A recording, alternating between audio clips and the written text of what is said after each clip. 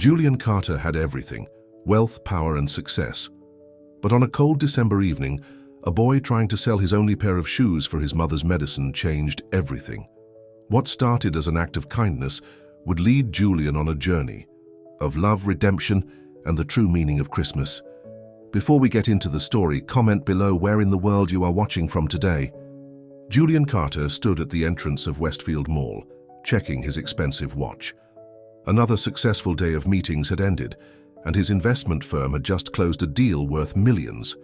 At 52, Julian had everything money could buy: a penthouse apartment, a collection of sports cars, and enough wealth to last several lifetimes. Yet something was missing. The December wind blew sharply as Julian adjusted his cashmere coat. Christmas decorations sparkled everywhere, reminding him that the holidays were approaching, another season he'd likely spend alone. His ex-wife, Victoria, had remarried years ago, and their daughter Melissa barely spoke to him anymore, too busy with college to return his calls. As Julian walked toward his Mercedes in the parking lot, a small voice stopped him. "Sir, do you want to buy my shoes?" Julian turned around, annoyed at the interruption. A little boy, no older than 8, stood before him. The child's clothes were worn, his jacket too thin for the winter cold, and his cheeks were hollow. In his small hands he held up a pair of old tattered sneakers, with the soles nearly falling apart. "Why would I buy your shoes?" Julian asked, frowning. Tears welled up in the boy's eyes. "I need money to help my sick mom. She doesn't have medicine." His voice cracked with emotion. "It's all I have to sell." Julian's irritation faded as he looked down and noticed the boy's bare feet, red from the cold. The sneakers he was holding were his only pair, yet he was willing to give them up for his mother. Something inside Julian broke. For a man who made decisions based only on profit margins and return on investment, this display of selfless love was foreign yet powerful. He knelt down, his voice softening. "What's your name?" "Leo," the boy replied, shivering slightly. "Leo, keep your shoes." Julian pulled out his wallet and handed the boy a thick stack of bills. Leo's eyes widened in disbelief. "But that's too much." Julian swallowed hard, a strange feeling washing over him. "It's not enough." He couldn't explain why, but he felt compelled to do more. "Where's your mother, Leo? I want to help her too." Leo hesitated, clearly taught not to trust strangers, especially well-dressed men asking questions. But desperation won out. "She's at home. She couldn't come with me today because she's too sick." "Put your shoes back on," Julian said gently. "Let me drive you home." Under normal circumstances, Julian never would have offered a ride to a stranger, let alone a child. Something about this boy, however, had pierced through his carefully constructed walls. 20 minutes later, Julian parked his luxury car in front of a rundown apartment building in a neighborhood he would typically avoid. Several residents stared as he escorted Leo inside. The apartment was small and sparsely furnished, but clean.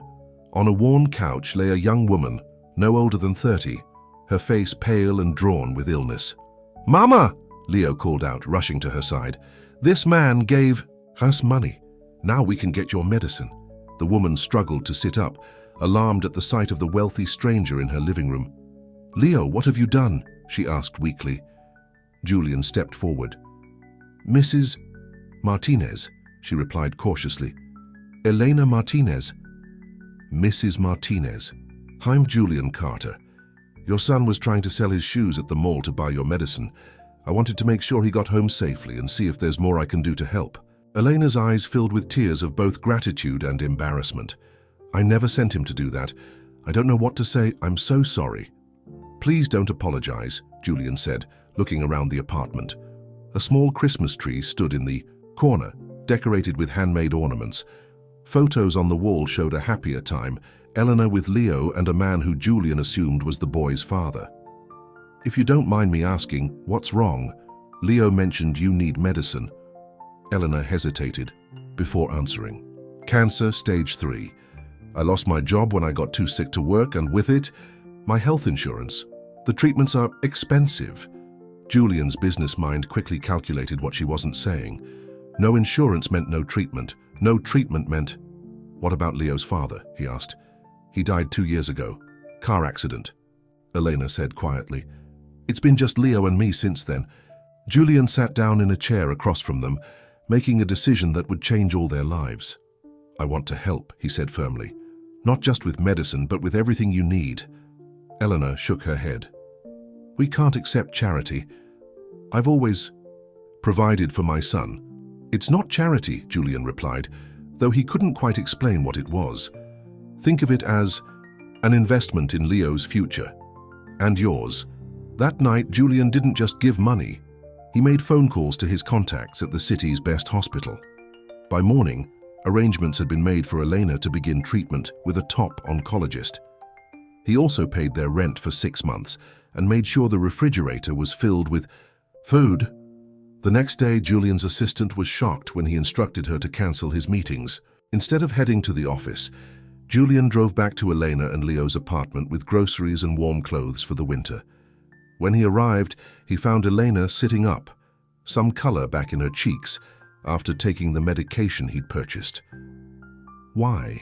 Are you doing this? She asked as Leo tried on the new winter coat Julian had brought. You don't even know us. Julian watched Leo's excitement over something as simple as a warm coat, something his own daughter had always taken for granted. I've spent my whole life making money, he explained. But yesterday, when Leo offered to sell his only pair of shoes to help you, it made me realize I've been measuring success all wrong. At his office, rumors started to spread. The ruthless businessman, known for his cutthroat deals, had suddenly gone soft. His business partner, Richard Sloan, was particularly concerned. Julian, what's going on with you? Richard demanded, when Julian finally returned to the office 3 days later. You've missed the Westbrook merger meeting and the call with our Japanese investors. I've been helping someone, Julian replied vaguely. Helping someone? Richard repeated incredulously. Since when do you help people without a profit margin attached? Julian couldn't explain the strange pull he felt toward Leo and Elena. For the first time in his life, he was doing something that didn't boost his bank account or social status. As Christmas approached, Julian found himself spending more time with Elena and Leo. He drove Elena to her treatments, sat with her during chemotherapy, and helped Leo with his homework. The boy was bright but struggling in school due to the stress at home. One evening, as Julian was leaving their apartment after dropping off dinner, Leo ran after him in the hallway. Mr. Julian, wait, the boy called out. Julian turned, smiling, at the child who had somehow wormed his way into his heart. What is it, Leo? Will you come to my school play? It's tomorrow night. I'm a shepherd in the Christmas story. Julian hesitated. He had an important dinner scheduled with potential investors. I'm not sure if I can make it. Leo's face fell. That's okay. Mum probably can't come either. She gets too tired. The disappointment in the boy's eyes was like a physical pain in Julian's chest. You know what? I'll be there. Front row. The smile that lit up Leo's face was worth more than any business deal. The next evening, Julian sat in a small folding chair in an elementary school auditorium, surrounded by parents with cell phones ready to record the performance. He felt oddly out of place in his designer suit among the working-class families, yet somehow more at home than he did in boardrooms, full of people just like him. Elena sat beside him, wrapped in a warm blanket he had brought for her. Though tired from her treatment earlier that day, she had insisted on coming. Thank you for making this possible, she whispered as the lights dimmed. 2 weeks ago, I wasn't sure I'd live to see Christmas, let alone Leo's play. Julian felt a lump in his throat. Thank you for letting me be here. When Leo appeared on stage in his shepherd costume, Julian found himself recording the performance on his phone, just like all the other parents. The boy caught his eye and gave a small wave, beaming with pride. After the play, as they walked to Julian's car, Leo skipping ahead of them, Elena suddenly stumbled. Julian caught her before she fell. Are you all right? He asked, concern evident in his voice. Just tired, she assured him, but Julian could see it. Was more than that. You're staying with me tonight, he decided. Both of you. My penthouse has plenty of room and it's closer to the hospital in case you need anything. Elena started to protest, but the exhaustion won out. Just for tonight, she agreed. Julian's penthouse was everything one would expect from a millionaire's home. Spacious, elegantly decorated, with floor-to-ceiling windows offering a panoramic view of the city. Leo ran from room to room in amazement, while Elena sat quietly on the plush sofa, taking it all in. "This place is bigger than our whole building," Leo exclaimed. Julian showed them to the guest rooms, each larger than Elena and Leo's entire apartment. After making sure they were comfortable, he retreated to his home office where a stack of neglected paperwork awaited him. Hours later, unable to sleep, Julian walked to the kitchen for a glass of water. He was surprised to find Elena there, gazing out at the city lights. "Couldn't sleep?" he asked. She shook her head. "It's all so overwhelming. Everything you've done for us. I don't know how I'll ever repay you." "You don't need to repay me," Julian said, joining her at the window. "For the first time in years, I feel like I'm doing something meaningful." Elena studied his face. "You have everything. Money, success, this beautiful home. But you seem lonely." No one had seen through him so clearly before. "I have a daughter," Julian admitted. "Melissa. She's in college now. We don't talk much anymore. Her mother and I divorced when she was 10. "What happened?" Julian sighed. I was too busy building my empire to notice my family crumbling around me. By the time I realized what mattered, it was too late." "It's never too late," Elena said softly. "Not while you're still breathing." Their conversation was interrupted by the sound of the elevator doors opening. Julian turned, surprised. It was nearly midnight, and no one had access to his private elevator except... "Dad, are you here?" Melissa Carter, 20 years old and looking tired from travel, stood in the entrance hall with a suitcase beside her. "Melissa," Julian stammered in shock. "What are you doing here? I thought you weren't coming home until Christmas Eve." His daughter's eyes moved from Julian to Eleanor, confusion and something like hurt crossing her face. "Clearly, I should have called first," she said coldly. "I didn't realize you had company." The tension in the room was palpable as father and daughter stared at each other, years of unresolved issues hanging between them. And in that moment, Julian realized that the shoes that had changed his life were about to lead him down an even, more complicated path. The silence in Julian's penthouse felt heavier than any business negotiation he'd ever faced. His daughter Melissa stood in the entrance hall, her expression a mixture of surprise and judgment as she looked at Elena. "Melissa, this isn't what you think," Julian said, stepping forward. "This is Elena Martinez and her son Leo is asleep in the guest room. I've been helping them through a difficult time." Elena rose from her seat, visibly uncomfortable. "I should go. We shouldn't be here." "No," Julian and Melissa said simultaneously, surprising each other. Melissa set her bag down and moved into the living room. "I'm sorry. I jumped to conclusions." She extended her hand to Elena. "I'm Melissa Carter." Elena shook her hand. "Elena Martinez, your father has been very kind to my son and me." Julian felt a strange sense of relief. "Eleanor is ill," he explained to Melissa. "Cancer. I met her son Leo trying to sell his shoes at the mall to buy medicine for his mother." Melissa's expression softened.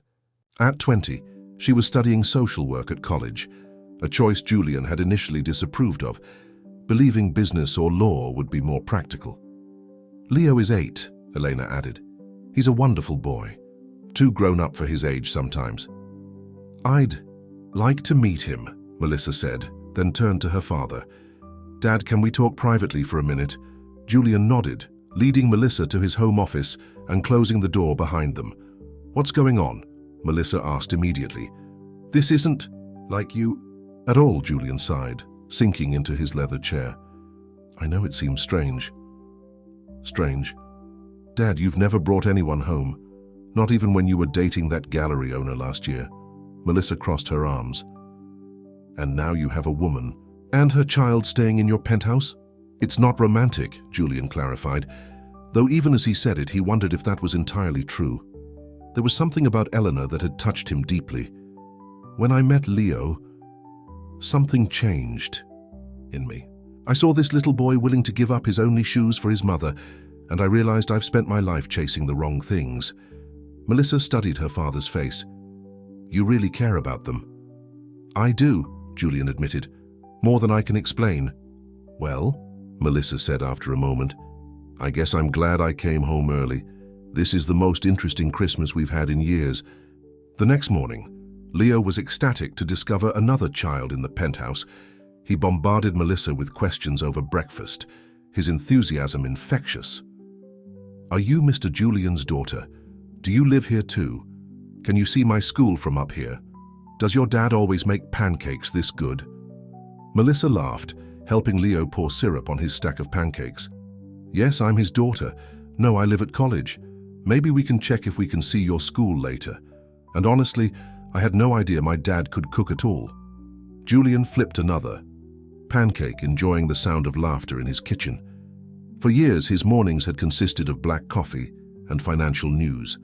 Now his penthouse was filled with life. Elena joined them, looking pale but smiling at the scene. Julian noticed how she steadied herself against the doorframe. You should be resting, he said, pulling out a chair for her. I'm fine, she insisted, though they all could see she wasn't. After breakfast, Julian took Elena to her treatment while Melissa volunteered to take Leo to the park. As they left the building together, Richard Sloane was entering the lobby. He stopped in his tracks when he saw Julian helping a frail-looking Elena into his car. Julian? Richard called out, approaching them. I've been trying to reach you all week. Julian turned, keeping a supportive arm around Elena. Richard, sorry, I've been busy. Richard's eyes moved from Julian to Elena, then back again. Clearly, the Cooper deal is falling apart and what exactly are you doing? Taking a friend to her doctor's appointment, Julian replied firmly. I'll call you this afternoon. A friend? Richard raised an eyebrow. Julian, you don't have friends. You have business associates and competitors. Julian felt Elena tense beside him. Things change, Richard. I've changed. Richard shook his head. The board meeting is on Thursday. Be there or we'll have to move forward without you. He looked at Elena again, his expression calculating. Interesting timing, finding someone who needs your help right before the biggest deal of the year. Elena stepped away from Julian. I'm not trying to take advantage of him. Of course you're not, Richard said with a smile that didn't reach his eyes. He handed Julian a folder. Review these before Thursday, and Julian, remember who your real priorities are. As Richard walked away, Julian felt a chill that had nothing to do with the December weather. He thinks I'm using you, Elena said quietly. Julian helped her into the car. Richard sees everything as a transaction. He can't understand doing something without expecting something in return. Maybe he's right to be suspicious, Elena said as they drove toward the hospital. You barely know us, yet you've done so much. Julian glanced at her. Do you know why I became so successful in business? Because I trust my instincts, and my instincts about you and Leo are good. At the hospital, Julian sat with Elena during her treatment. The oncologist, Dr. Patel, took him aside afterward. The cancer is responding to treatment, but slowly, she explained. Elena's immune system is weak. She needs rest, proper nutrition, and minimal stress. She'll have all that, Julian promised. When they returned to the penthouse, they found Melissa and Leo building a gingerbread house on the kitchen island, Christmas music playing softly in the background. Look, Mom, Leo exclaimed. Melissa says we can put this under the big Christmas tree. Elena smiled, though Julian could see the treatment had drained her. It's beautiful, honey. Dad, can we get a real Christmas tree? Melissa asked, surprising Julian with the request. They hadn't decorated for Christmas together since she was 15. Of course, Julian said, his heart warming at the thought. We'll go this afternoon. That evening, Julian's penthouse transformed. A 9-foot pine tree stood by the window, decorated with lights and ornaments that Julian and Melissa had found in storage. Leo hung the handmade ornaments he and his mother had brought from their apartment, proudly explaining each one. This one I made in kindergarten, he told Julian, holding up a lopsided star. And this one was my dad's when he was little. Julian helped him hang each one carefully. They're perfect. As they worked, Julian noticed Elena watching them from the sofa, a peaceful smile on her face despite her obvious fatigue. Their eyes met, and something unspoken passed between them. Later that night, after Leo had gone to bed, Julian found Elena looking at the photo albums Melissa had pulled out. You were a handsome young man, Elena said, pointing to a picture of Julian in his 20s. Julian smiled. I was ambitious. Too ambitious. He pointed to another photo of himself holding a baby Melissa. This was the happiest day of my life, and I still took 3 phone calls from the office while at the hospital. It's never too late to change, Elena reminded him. The next day, Julian took Leo shopping for Christmas presents while Melissa stayed with Elena. They visited toy stores, bookshops, and department stores, with Julian encouraging Leo to pick gifts not just for his mother, but for Melissa too. What about you, Mr. Julian? Leo asked as they exited the final store. What do you want for Christmas? Julian realized he hadn't thought about it. For years, he'd simply bought himself whatever he wanted. I don't need anything, he said honestly. Leo frowned. Everyone needs something for Christmas. What I need can't be bought in a store, Julian admitted, more to himself than to Leo. When they returned, Julian found Richard waiting in the lobby of his building. We need to talk, Richard said, his tone leaving no room for argument. Julian sent Leo upstairs with the doorman and led Richard to the building's conference room. What is going on with you? Richard demanded once they were alone. The Cooper. Deal is ready to sign and you're playing Santa Claus to some kid. His name is Leo, Julian said calmly, and I'll be at the meeting on Thursday. Richard leaned forward. I had our security team do some checking. Elena Martinez, single mother, worked as a hotel housekeeper until her diagnosis. Nothing special. Julian felt anger rising within him. You investigated her? That's crossing a line, Richard. Someone had to, Richard snapped. You're throwing away everything we've built for some charity case? Or is she more than that? My personal life is none of your business. It is when it affects our company, Richard countered. The board is concerned. There are rumors you're planning to donate a significant portion of your shares to a new charitable foundation. Julian hadn't shared those plans with anyone yet. How did you know about that? So it's true. Richard shook his head. Julian, think about what you're doing. This woman shows up and suddenly you're giving away your fortune? I'm not giving away my fortune, Julian clarified. I'm reassessing my priorities. Richard's expression hardened. I'm warning you as your friend and partner. Be careful. People will take advantage of your generosity.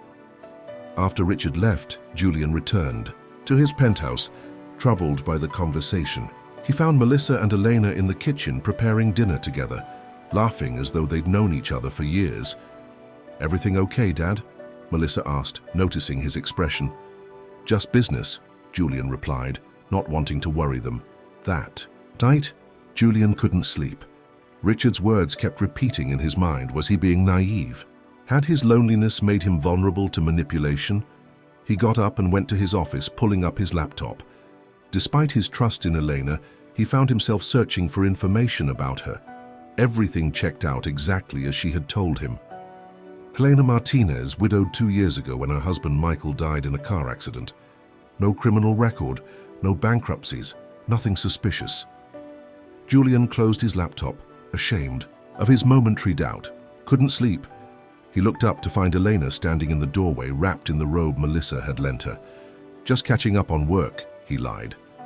Elena came into the office, glancing at the closed laptop. Your partner doesn't trust me. He thinks I'm after your money, Julian sighed. Richard is protective of the business. Don't worry about him. But you're worried, Elena observed. Worried enough to check up on me? She nodded toward the laptop. Julian felt a flush of embarrassment. I'm sorry, that was wrong of me. To his surprise, Elena smiled. I would have done the same. It's a lot to take in, a stranger and her son suddenly in your life. She sat down across from him. If you want us to leave, just say so. We've already taken advantage of your kindness for too long. No, Julian said quickly. That's not what I want at all. What do you want, Julian? Eleanor asked softly. The question hung in the air between them. Julian realized he didn't have an answer, at least not one he was ready to admit. I want to help you get better, he finally said. I want Leo to be happy and have opportunities. Beyond that, I don't know.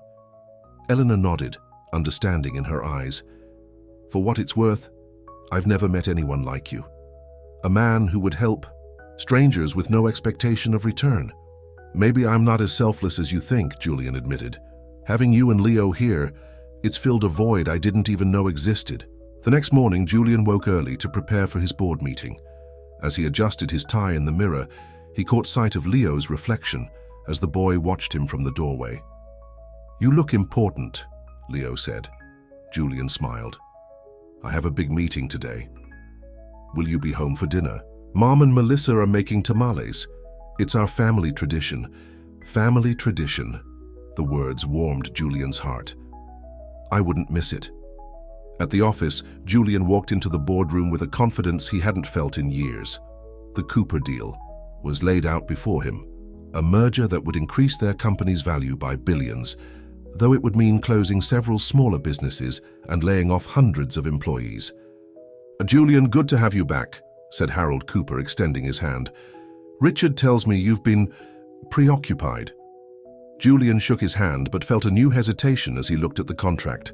For the first time, he saw beyond the profit margins to the people who would be affected. "Before we sign," Julian said, "I'd like to discuss modifications to the terms." Richard's head snapped up. "What modifications? We've been negotiating this deal for months." "I want guarantees for the employees of the acquired companies," Julian stated firmly. "Severance packages, job placement assistance, extended health benefits." Harold Cooper frowned. "That would cut into the profit margin significantly." "It would," Julian agreed, "but it's the right thing to do." The meeting lasted hours longer than planned. Julian stood his ground, insisting on protections that would have seemed wasteful to him just weeks ago. By the time signatures were finally exchanged, the deal was less lucrative but far more humane. Richard cornered Julian afterward. "What was that about?" "We lost millions on those concessions." "We did the right thing," Julian replied. "Something I should have been doing all along." As Julian drove home that evening, he realized something had fundamentally shifted inside him. The man who had walked into the mall that December day would never have sacrificed profits for people. But the man driving home to Elena, Leo, and Melissa couldn't imagine doing business any other way. He arrived at the penthouse to find the dining table set beautifully, candles lit, and the smell of homemade tamales filling the air. Leo ran to him immediately. "Mr. Julian, did you have a good meeting? Did you sign the papers? Are you rich now?" Julian laughed, lifting the boy into a hug. Yes, and I was already rich." Melissa approached, giving her father a kiss on the cheek. "You look different." "Happy." "I am," Julian confirmed, his eyes finding Elena across the room. She looked better today. Some color returned to her cheeks as she arranged the food on serving platters. During dinner, Julian shared a sanitized version of his day, amazed at how interested Leo was in the business world. The boy asked intelligent questions that made Julian see his work through fresh eyes.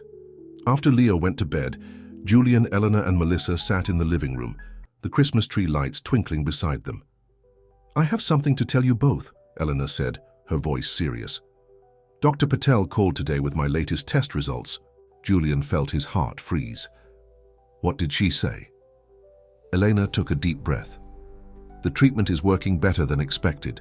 The tumor has shrunk significantly." Relief flooded through Julian. He moved to sit beside Elena, taking her hand in his. "That's wonderful news." "It is," Elena agreed, squeezing his hand. "But there's more. My sister Carmen called from Arizona today. She's been trying to reach me for weeks." Julian felt a sudden unease. "You have a sister?" "Yes. We haven't been close for years. Not since I married Michael."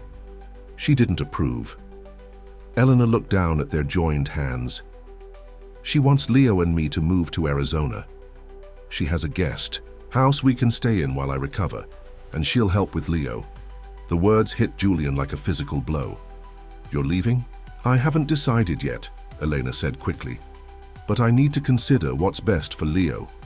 Melissa, sensing the tension, excused herself, leaving Julian and Elena alone. "Is this because of Richard?" "Because I checked up on you?" Julian asked, trying to understand. "If I've made you uncomfortable in any way—" "No," Elena interrupted.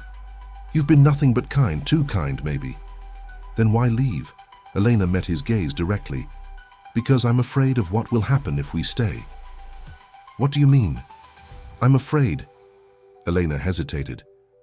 I'm afraid I'm falling in love with you, Julian. And that can't happen. Julian felt as if the ground had shifted beneath him. In the space of that single sentence, everything had changed again. Why can't it happen? He asked softly. Because you're Julian Carter, millionaire businessman, and I'm a housekeeper with cancer and a young son. Because your world and mine don't mix. Because people will always think what Richard thinks, that I'm using you. Julian moved closer to her. I don't care what people think. You should, Eleanor said. Your reputation, your business, mean nothing without happiness, Julian finished. Eleanor, before I met you and Leo, I had everything money could buy and nothing that truly mattered. Outside, snow began to fall, blanketing the city in white. Inside Julian's penthouse, two people from different worlds faced a choice that would define the rest of their lives. Stay, Julian said simply. At least through Christmas. Give us time to figure this out. Elena looked at him for a long moment before nodding. Through Christmas, she agreed. Neither of them noticed Melissa standing in the hallway, a worried expression on her face as she made a phone call. Victoria? It's Melissa. I need your help. It's about Dad. The next morning, Julian woke with a renewed sense of purpose. Elena's confession had changed everything. For a man who had spent decades making calculated decisions, he now found himself following his heart completely. As Julian prepared breakfast, Leo joined him in the kitchen, still in his pajamas. Mr. Julian, are we still going to the Christmas fair today you promised? Julian smiled at the boy. Absolutely, as soon as your mom is ready. Leo fidgeted with his fork. Mom says we might go to Arizona to stay with Aunt Carmen. Julian paused, unsure what to say. Would you like that, going to Arizona? Leo shook his head. No, I like it here with you and Melissa, and Mom smiles more here. Before Julian could respond, Melissa entered the kitchen, already dressed for the day. Good morning, she said, pouring herself coffee. Dad, I need to talk to you about something. Julian recognized the serious tone in his daughter's voice. Leo, why don't you go get dressed for the fair? We'll leave in an hour. Once Leo had left, Melissa sat down across from her father. I called Mom last night. Julian nearly dropped the spatula he was holding. Victoria, why? Because I'm worried about you, Melissa admitted. This situation with Elena and Leo, it's happening so fast. Julian sighed. Melissa, I appreciate your concern, but Dad, listen to me, Melissa interrupted. I like Elena and Leo, a lot actually, but this isn't like you. You've always been careful, methodical. Now you're letting people you barely know live in your home. You're missing work. And Richard called me. Yesterday. Richard called you? Julian felt his temper rising. He had no right to do that. Maybe not, but he's concerned. We all are. Melissa touched her father's arm. Mom is coming over this afternoon. She wants to talk to you. Julian shook, his head in disbelief. I haven't spoken to your mother in months. Why would I want to talk to her now? Because she knows you better than anyone, and because... Melissa hesitated. Because she thinks you might be having some kind of midlife crisis. Julian laughed despite himself. A midlife crisis? I'm not buying a sports car or dating a 20-year-old, Melissa. I'm helping a sick woman and her child. Are you sure? That's all it is? Melissa asked gently. Julian thought of Elena's words from the night before, her confession of feelings that matched his own. No, he admitted. It's more than that. Melissa nodded, looking unsurprised. That's what we thought. When Elena joined them 30 minutes later, Julian could sense something was wrong. She was quiet, her smile not quite reaching her eyes. Are you feeling okay? He asked as they prepared to leave for the Christmas fair. Just tired, Elena replied, though Julian suspected there was more to it. The Christmas fair at Central Park was packed with holiday shoppers and families enjoying the festive atmosphere. Leo ran ahead excitedly, pointing out the ice skating rink and carousel. Can we go skating, Mom, please? He begged. Elena nodded. Of course, sweetheart. As Julian paid for their skating rental, he noticed Elena watching Leo with tears in her eyes. What's wrong? He asked when they were alone. Nothing, she said quickly. Just happy to see him so excited. But Julian sensed her withdrawal. Something had changed since last night.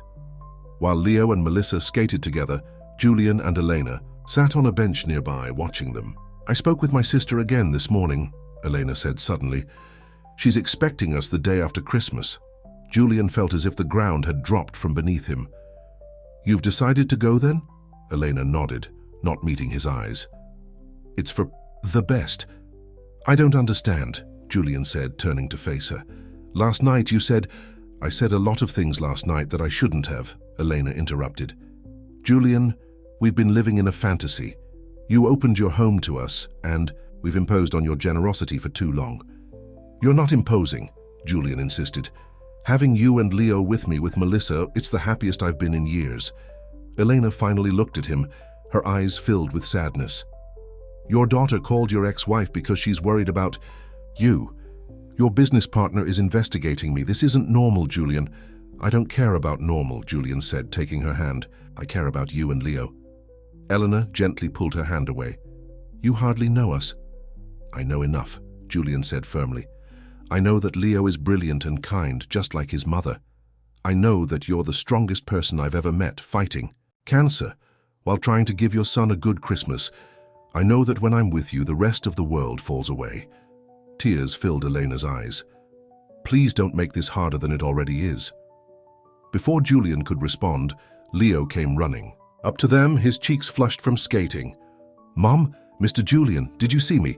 I went all the way around without falling. The conversation was put on hold as they praised Leo's skating progress. But the tension between Julian and Elena remained, a tangible thing hanging in the cold December. When they returned to the penthouse that afternoon, Victoria Carter was waiting in the lobby. At 48, she was still strikingly beautiful, dressed in an expensive coat and carrying a designer handbag. Julian, she said, her voice cool but not unfriendly. It's been a while. Julian hadn't expected to see his ex-wife so soon. Victoria, this is a surprise.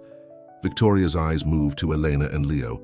You must be Elena, and this handsome young man must be Leo. Melissa has told me all about you. Eleanor looked uncomfortable but managed a polite smile. It's nice to meet you, Mrs. Carter. Please call me Victoria, she said, then turned to Leo. I hear you're quite the skater. Leo beamed at the attention. I only fell twice today, as... They rode the elevator up to Julian's penthouse. The awkward silence was broken only by Leo's excited chatter about the Christmas fair. Julian could feel Victoria studying Eleanor, and he knew his ex-wife well enough to recognize her assessing gaze. Once inside, Melissa suggested taking Leo to the game room, leaving Julian, Eleanor, and Victoria alone. Your home looks different, Julian, Victoria observed, glancing around at the Christmas decorations and family photos that had been placed around the normally minimalist space. It feels different too, Julian replied, offering her a seat. Victoria declined. Actually, I was hoping to speak with Eleanor privately. Woman to woman, Julian frowned. I don't think it's fine, Elena said quietly. I'd like to speak with Victoria too. Julian reluctantly left them, heading to his office where he paced nervously. What was Victoria saying to Elena? What was her agenda? Despite their divorce, Victoria had never been malicious, but she was direct, sometimes brutally so. After 20 minutes that felt like hours, Victoria came to his office. She's quite something, Victoria said, closing the door behind her. Not at all what I expected. Julian tensed. And what did you expect? Honestly? Someone trying to take advantage of a wealthy, lonely man. Victoria sat in the chair across from him. That's not what I found. Julian felt some of the tension leave his body. No, it's not. She told me she's planning to move to Arizona. She thinks it's for the best, Julian said, unable to keep the bitterness from his voice. Victoria studied him for a moment. You're in love with her. It wasn't a question, but Julian answered anyway. Yes, Victoria nodded as if confirming something to herself. I thought so. Melissa is worried you're not thinking clearly. Richard called me too, you know. He thinks she's after your money. She's not, Julian said firmly.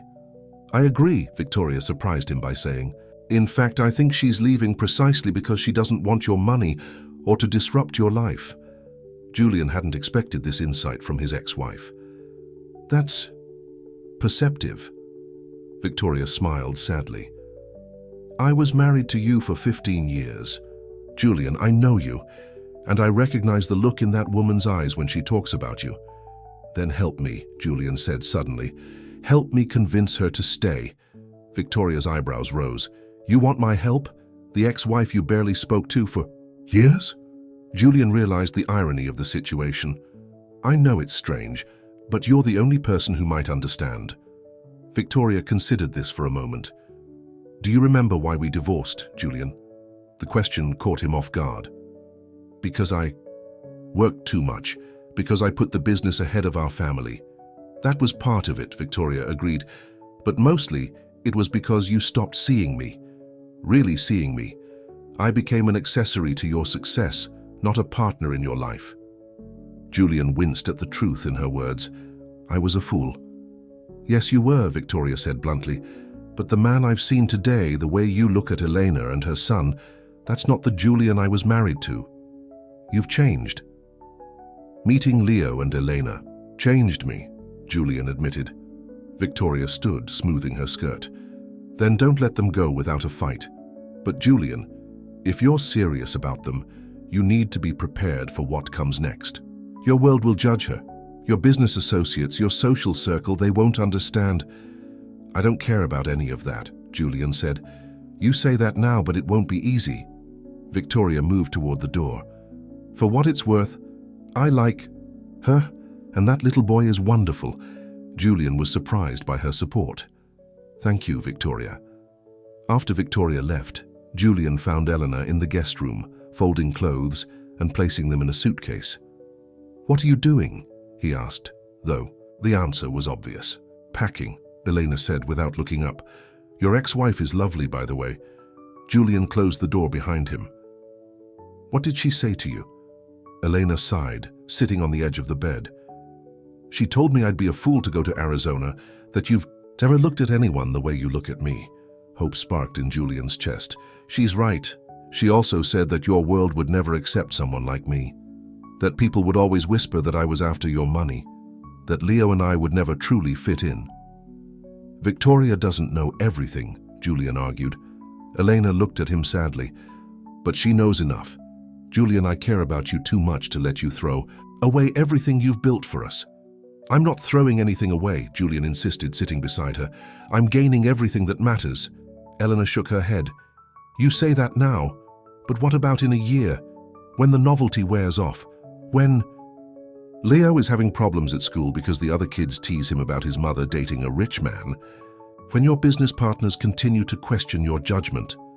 Julian took her hands in his. Elena, listen to me. Before I met you and Leo, I had everything money could buy and nothing that gave my life meaning.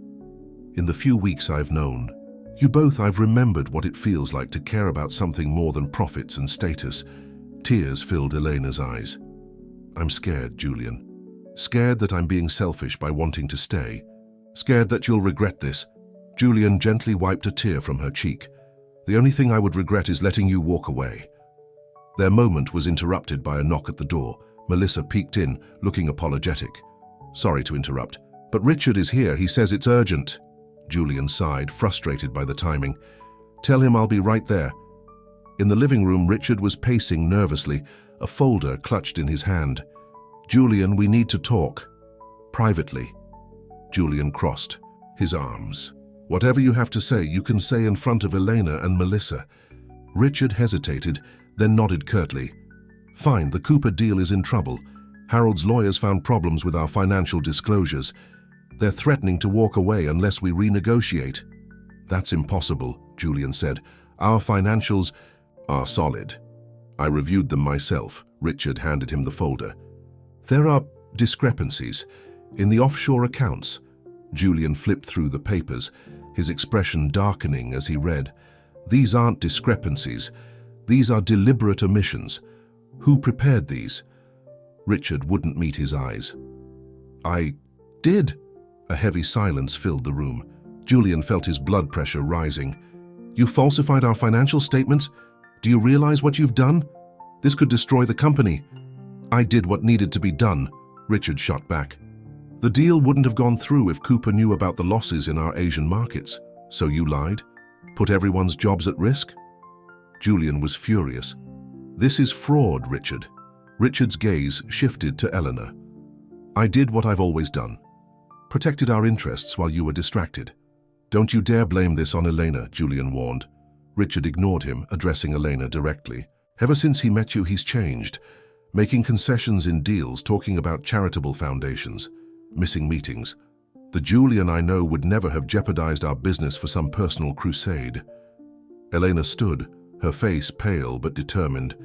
Mr. Sloan, I understand your concern for the business you built with Julian, but I've never asked him for anything.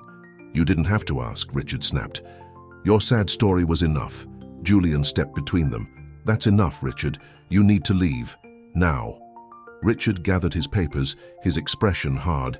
The board meeting is tomorrow at 9. We need to decide how to handle this. Be there, Julian, or everything you've built is over. After Richard left, Julian sank onto the sofa, the weight of the situation settling on him.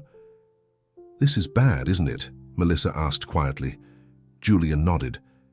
If Cooper walks away from the deal, our stock will plummet.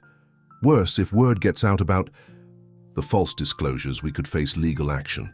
Elena sat beside him, taking his hand. This is exactly what I was afraid of. I'm causing problems in your life. You're not causing anything, Julian said firmly. Richard did this, not you. But he's right about one thing, Elena said softly. You have changed since you met us. Julian looked at her intently. For the better. That evening, after a subdued dinner, Julian found Leo in the guest room playing with the small collection of toy cars he had brought from their apartment. Hey, buddy, Julian said, sitting on the floor beside him. Having fun? Leo nodded, but Julian could tell something was bothering him. Mom's sad again. Julian sighed. Grown-up problems. Nothing for you to worry about.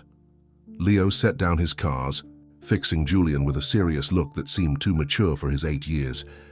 Are we leaving because you and Mom had a fight? No, Julian said quickly. And nothing is decided yet about you leaving. I don't want to go to Arizona, Leo declared. I want to stay here with you. Julian felt his heart constrict. I want that too. Leo leaned against Julian's side. When my dad died, Mom cried every night. She thought I didn't hear her, but I did. She doesn't cry anymore since we met you. Julian put his arm around the boy. Your mom is very brave. Can I tell you a secret? Leo whispered. Of course. When I tried to sell my shoes, I wasn't really going to sell them, Leo admitted. I just wanted someone to help us, and then you came. Julian stared at the boy in surprise. You mean you didn't really expect anyone to buy your shoes? Leo shook his head. No, but I knew if I looked sad enough, maybe someone would help Mum. And you did. Julian didn't know whether to laugh or cry. All this time, he'd thought he'd stumbled upon Leo by chance. Now he realized the clever boy had chosen him deliberately. That was pretty smart, Julian said finally. Leo smiled. Mom says I get my brains from my dad, but I think I get my stubbornness from her. Later that night, Julian found Elena on the balcony, wrapped in a blanket against the cold, staring out at the city lights. Leo told me about his shoe-selling strategy, Julian said, joining her. Quite the little con artist. Elena turned to him in surprise. He told you? He swore he'd never tell anyone. She shook her head, a small smile playing on her lips. I was so angry when I found out what he'd done, but by then, you had already paid for my treatment. Would you have accepted my help if you'd known? Julian asked. Probably not, Elena admitted. Pride is a hard thing to overcome when you're used to handling everything on your own. They stood in comfortable silence for a moment. The city spread out before them like a carpet of stars. Tomorrow's board meeting, Elena said finally. What will you do? Julian had been thinking about this question all evening. The right thing, whatever that turns out to be. And us? Elena asked softly. What's the right thing there? Julian turned to face her fully. I think you know what I want, but I need to know what you want, Elena. Not what you think is best for me or for Leo. What do you want? Elena's eyes filled with tears. I want to not be afraid anymore. Afraid of cancer, afraid of being alone, afraid of letting someone new into our lives. Julian stepped closer. And if you weren't afraid? If I wasn't afraid? She took a deep breath. I would tell you that these weeks with you have been like a dream. That watching you with Leo has shown me what kind of man you truly are. That I'm falling in love with you, even though every practical part of me says it's too soon, too complicated. Julian gently took the blanket and wrapped it around both of them, pulling her close. Then let's not be practical. Let's be brave. Instead, as they stood together under the winter stars, Julian knew that whatever happened at tomorrow's board meeting, his life had already changed forever. The shoes that had brought Leo into his life had set him on a new path, one he intended to follow no matter where it led. Inside the penthouse, Melissa watched them from the window, torn between happiness for her father and worry about what tomorrow would bring. Her phone buzzed with a text from Victoria. Is she staying? Melissa typed back, I think so, but Dad's company is in trouble. Victoria's response came quickly. Time to call in some favors. Meet me for breakfast, 7 a.m. Melissa smiled. Suddenly, grateful for her mother's shrewd mind and extensive connections. Whatever happened next, Julian wouldn't face it alone. As midnight approached, a gentle snow began to fall over the city, coating everything in pristine white. 4 days until Christmas, and in Julian Carter's penthouse, hope had finally outweighed fear. But in the offices of Carter and Sloan Investments, Richard sat alone, staring at Julian's framed photo on the wall, a glass of whiskey in his hand, and bitterness in his heart. You forced my hand, old friend, he muttered, picking up his phone. Harold, it's Richard Sloan. We need to talk about Julian Carter. The morning of the board meeting dawned cold and clear. Julian woke early, careful not to disturb Elena, who had finally fallen asleep beside him after hours of conversation. They had talked until the early hours, sharing stories, fears, and hopes for the future. Julian dressed quietly in his best suit, preparing for what might be the most important meeting of his career. As he adjusted his tie, he caught sight of Elena watching him from the bed. I didn't mean to wake you, he said softly. Elena sat up, her dark hair falling around her shoulders. What time is your meeting? 9, Julian replied, checking his watch. I should leave in about an hour. Elena nodded, her expression serious. Julian, whatever happens today with the company, I want you to know that Leo and I are here for you. We're not going anywhere. Relief washed over Julian.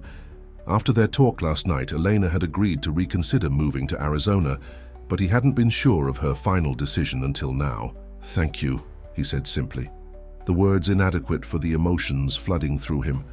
When Julian entered the kitchen, he was surprised to find Melissa already there, dressed professionally and brewing coffee.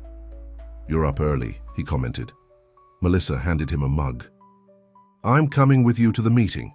Julian raised his eyebrows. The board meeting, Melissa, this isn't a class field trip. This is serious business. I know, Melissa said confidently.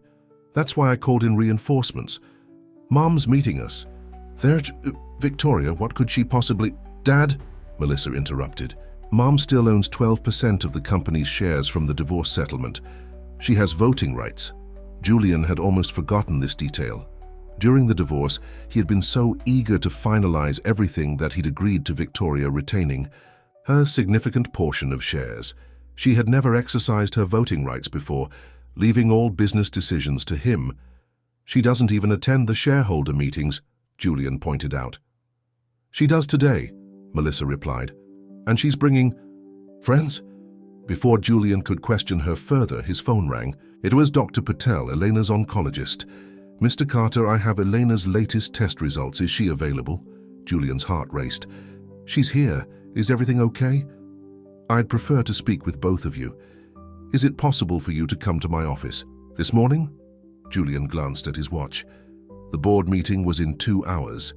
Can it wait until this afternoon? I have an important meeting.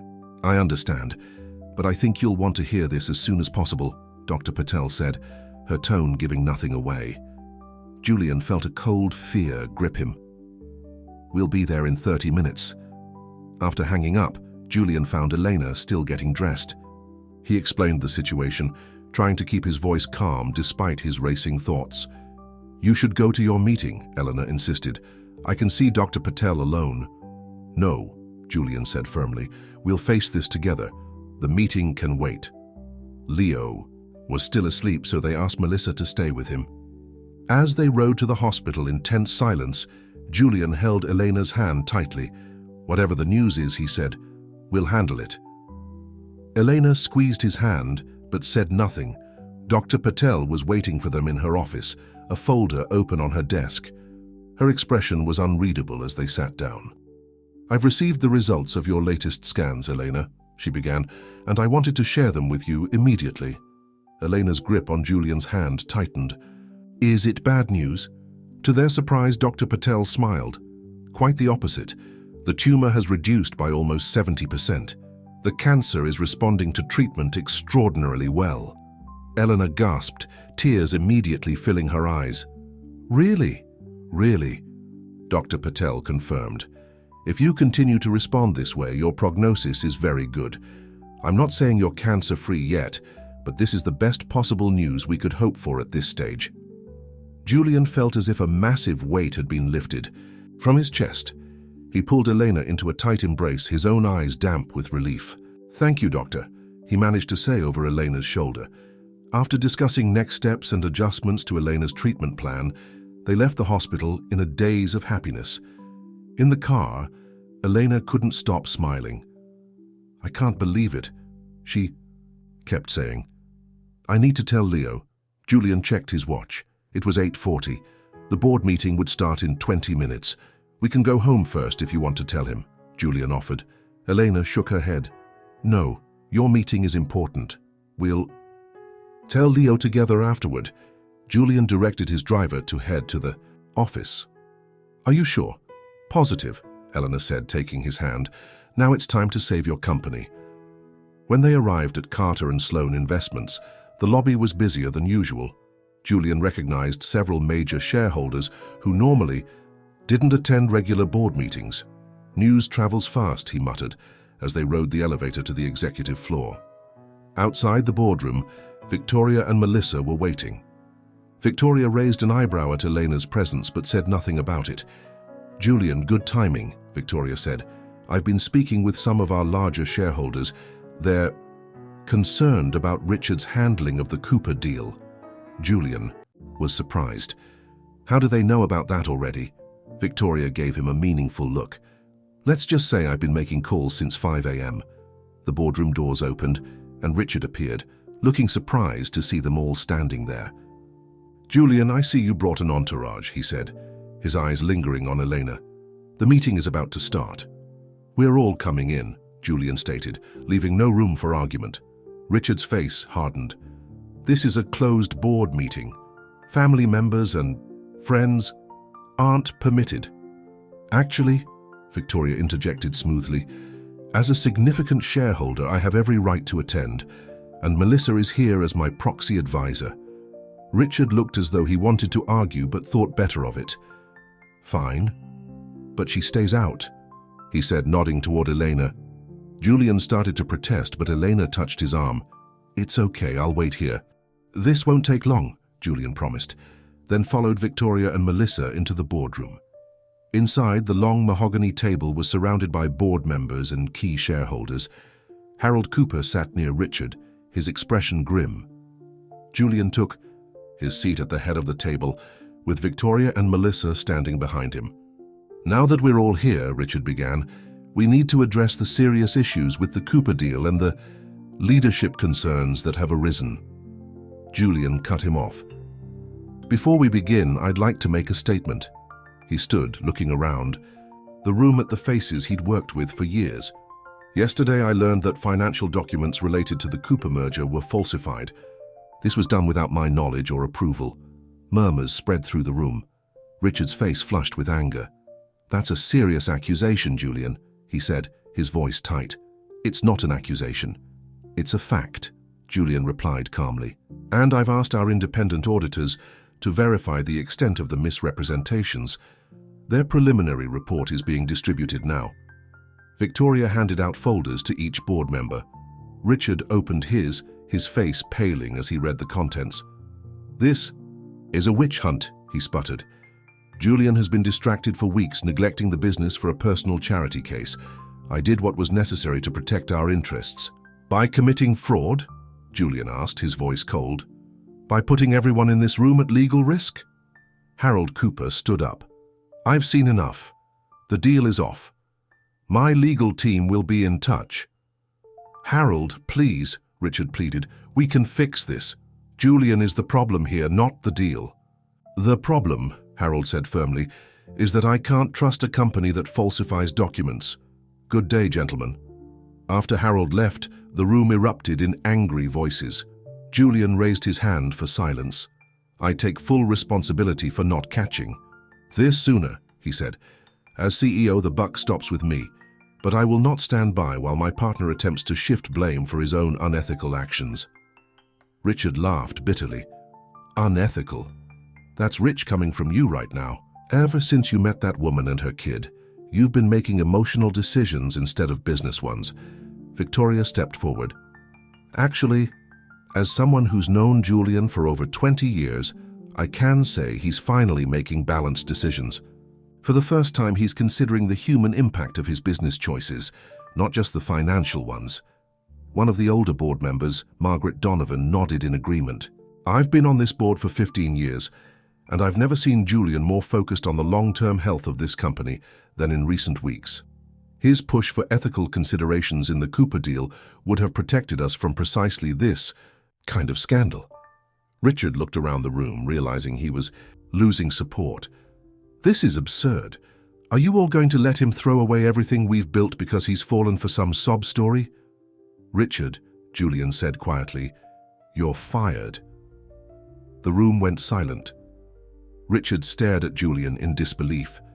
"So you can't fire me. I'm a founding partner. I own 30% of this company." 29%, Victoria corrected, "and Julian owns 43. With my 12% added to his, that's a controlling interest." Richard's face contorted with rage. "You planned this, you and your ex-wife." "No," Julian said honestly. "But I am grateful for Victoria's support." Margaret Donovan stood up. "I move to formally remove Richard Sloan from his position as Chief Financial Officer and from the Board of Directors, effective immediately. Furthermore, I move that we conduct a full investigation into the financial disclosures of all current deals." The vote was quick and decisive. Within minutes, security was escorting a shell-shocked Richard from the building. As the meeting continued, Julian outlined his plan to salvage what they could from the Cooper situation and rebuild trust with their clients and investors. By the time they finished, it was past noon. When Julian finally emerged from the boardroom, he found Elena still waiting, reading a magazine and looking remarkably calm. "How did it go?" she asked, standing to meet him.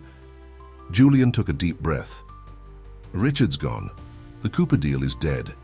We have a mess to clean up, but the company will survive." Elena studied his face. "And how are you feeling about all that?" "Relieved," Julian admitted. "Like a weight has been lifted. It's strange. A month ago, losing that deal would have felt like the end of the world. Now it just feels like a bump." In the road, Victoria approached them, Melissa at her side. "Julian, the PR team is preparing a statement. They'll need your approval within the hour." Julian nodded. "I'll call them from the car. Right now, we have some good news to share with Leo." Victoria looked between Julian and Elena. "Good news?" Elena smiled, tears glistening in her eyes again. "My latest scans show the cancer is responding to treatment. The doctors are very optimistic." Victoria's composed facade cracked slightly as she impulsively hugged Elena. "That's wonderful." As they prepared to leave, Julian pulled Victoria aside. "Thank you for today. I wouldn't have succeeded without your help." Victoria smiled. "Consider it a Christmas present. Besides, watching Richard's face when he realized we had outmaneuvered him was worth the early wake-up call."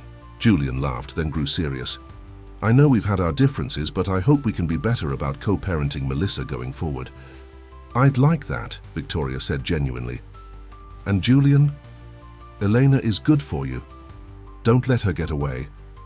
Back at the penthouse, they found Leo watching Christmas movies, still in his pajamas despite the late hour. "Leo?" Elena called, sitting beside him on the sofa.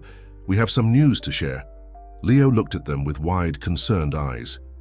"Is it bad news?" "No, sweetheart," Elena said, pulling him close. "It's good news, very good news.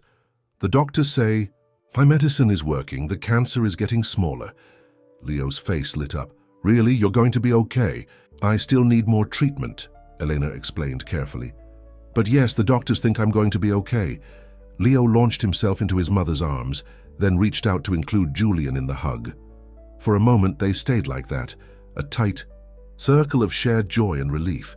"Does this mean we don't have to go to Arizona?" Leo asked hopefully. Elena looked at Julian. "No, we don't have to go to Arizona," Leo cheered, then suddenly grew serious. "Mr. Julian, since we're staying, can I ask you a very important question?" Julian nodded, curious about the boy's sudden formality. "Of course. Will you marry my mum?" Elena gasped, her face flushing red. "Leo, you can't just ask that." But Julian was already laughing, the tension of the day dissolving in the face of the child's direct approach. "That's a very good question, Leo," Julian said, meeting Elena's embarrassed gaze. "And one I've been thinking about myself, though perhaps not quite so soon." "But you will ask her someday?" Leo pressed. Julian smiled. "If your mom is open to the idea someday, then yes, I think I will." Elena covered her face with her hands, but Julian could see she was smiling behind them. 3 days later, on Christmas Eve, Julian's penthouse was filled with people. Melissa had invited college friends, Victoria had stopped by with her new husband, and even Dr. Patel had accepted their invitation to join the celebration. The Christmas tree glittered with lights, presents stacked beneath it. Music played softly, and the smell of Elena's homemade tamales filled the air. Julian stood back, watching Elena laugh with Victoria as they arranged food on the dining table. Leo was showing Dr. Patel his new remote control car, a gift Julian had given him early. Melissa approached, handing her father a glass of eggnog. "Quite a Christmas, huh?" Julian nodded, filled with contentment. "The best in a very long time." "So, I heard Leo asked if you're going to marry Elena," Melissa teased. Julian chuckled. "News travels fast. Are you?" Melissa asked more seriously. "Going to ask her, I mean, eventually." Julian watched Eleanor across the room, struck again by her strength and grace. "Yes," he admitted, "but not until she's further along in her recovery. Not until she's ready." Melissa nodded approvingly. "Good plan. For what it's worth, I think she's amazing. And Leo is the little brother I never knew I wanted." As the evening progressed, Julian's thoughts kept returning to the day he'd met Leo, outside the mall. How close he had come to walking past, to missing this chance at true happiness. After dinner, as the guests mingled in the living room, Julian pulled Leo aside. "I have something for you," he said, handing the boy a small gift box. "An early Christmas present." Leo opened it eagerly. Inside was a pair of high-quality running shoes sized for a child. "New shoes," Leo exclaimed, looking confused but polite. "Thank you, Mr. Julian." Julian knelt down to Leo's level. "These are to replace the pair you were willing to sell to help your mom. I want you to keep these forever, to remind you of how brave you were that day." Leo ran his fingers over the shoes. "Mom says it wasn't brave. She says it was reckless." "It was both," Julian admitted. "But if you hadn't been brave and a little reckless that day, we might never have met. You changed my life, Leo." Leo beamed, then threw his arms around Julian's neck. "You changed our lives, too." Later that night, after the guests had left and Leo was asleep, Julian and Elena stood on the balcony, watching the Christmas lights of the city below. "Thinking about Richard?" Elena asked, noticing Julian's pensive expression. Julian shook his head. "Actually, I was thinking about shoes." Elena laughed softly. "Shoes?" "The shoes that Leo was willing to sell. The shoes that brought us together." Julian turned to face her. Who would have thought a pair of worn-out sneakers could change so many lives? Elena moved closer, resting her head against his chest. "It wasn't really about the shoes, you know. It was about you stopping when most people would have walked by. It was about you seeing us when we needed to be seen." Julian wrapped his arms around her, grateful for the warmth of her against the winter cold. "I'm so glad I stopped that day." "So am I," Elena whispered. Inside, the Christmas tree glowed softly, casting colorful shadows across the penthouse. Presents waited to be opened in the morning, including a small velvet box hidden deep inside the branches. It didn't hold an engagement ring. Julian knew it was too soon for that, but rather a promise bracelet, engraved with the words, "Every journey begins with a single step." For Julian Carter, that step had been stopping to help a little boy with shoes to sell. And though he'd given much since that day, money for treatment, a home to stay in, love and support, he knew that what he'd received in return was the real gift. As midnight approached, Julian kissed Elena gently, feeling a depth of contentment he'd never known before. "Merry Christmas, Elena," he whispered. "Merry Christmas, Julian," she replied, her eyes reflecting the lights of the city and the promise of their future together. In the guest room that had become Leo's room, a pair of new running shoes sat on a shelf of honor, and in a box beneath his bed, carefully preserved, were the worn-out sneakers that had changed everything. The shoes that had led a lonely businessman to the missing pieces of his heart and brought a mother and son the miracle they needed just when they had almost lost hope. Sometimes the most valuable things in life come disguised as something small and insignificant. For Julian, Eleanor, and Leo, a pair of tattered shoes had been the first step on the path to becoming a family. And as the snow fell softly outside, covering New York City in a blanket of white, three hearts that had once been separate now beat as one beneath the same roof, united by love, hope, and the magic of Christmas. The end.